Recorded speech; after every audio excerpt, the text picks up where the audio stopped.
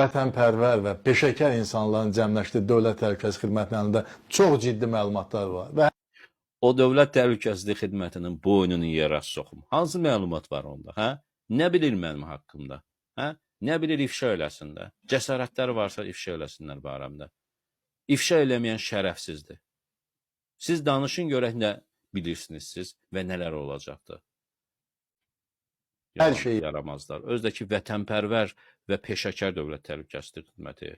DTX-də oturanlar banditdir, kommersantdır, bazardır, ora ciblərini işləyirlər. Əli Nağıyev milyarderdir, qardaşı Vəli Nağıyev. Onun müavini Ceyhun Şadınski. Ayıb da, ayıb da. Bunlar peşəkardırlar.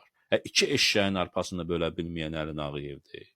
Bazar adamı. Onun səs yazısını yaydıqda keçənlərdə biz. Danışığından da bilinir ki, ağzından horra tökülür bunun.